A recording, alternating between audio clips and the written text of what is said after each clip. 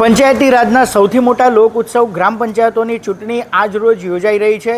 ભરૂચ જિલ્લામાં કુલ 67 જેટલી ગ્રામ પંચાયતો છે, જેમાં મતદાન પ્રક્રિયા હાથ ધરવામાં આવી છે। આ અગાઉ 18 જેટલી જે ગ્રામ પંચાયતો હતી તે સમરસ જાહેર કરવામાં આવી હતી, ત્યારે આજે સવારથી જ જે મતદારોનો છે તે ઉત્સાહ જોવા મળી રહ્યો છે અને મતદારો પોતાના મતાધિકારનો ઉપયોગ કરી રહ્યા છે।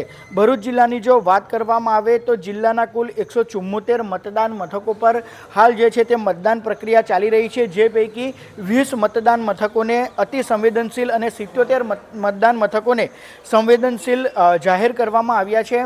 પોલિંગ સ્ટાફની વાત કરીએ તો ચૂંટણીની આ કામગીરીમાં 874 જેટલા પોલીસ કર્મીઓ છે તેમને કાયદો અને વ્યવસ્થા જાળવવા જે છે તે તૈનાત કરવામાં આવ્યા છે, તો બીજી તરફ પોલીસ કર્મીઓ પણ ખડે પગે તૈનાત રહ્યા છે। ભરૂચ જિલ્લામાં એકંદરે શાંતિપૂર્ણ માહોલમાં જે મતદાન પ્રક્રિયા છે તે હાલ ચાલી રહી છે, ત્યારે લોકશાહીનો આ જે સૌથી મોટો ઉત્સવ છે તેમાં જે મતદાતાઓ છે તે પોતાના મતાધિકારનો ઉપયોગ કરી રહ્યા છે અને પોતાના ગામનો મુખી કોણ તે જે નક્કી કરવાની આ જે ચૂંટણી છે તેમાં મતદારોનો ઉત્સાહ જોવા મળી રહ્યો છે। જય વ્યાસ, કનેક્ટ ગુજરાત, હાંસોટ।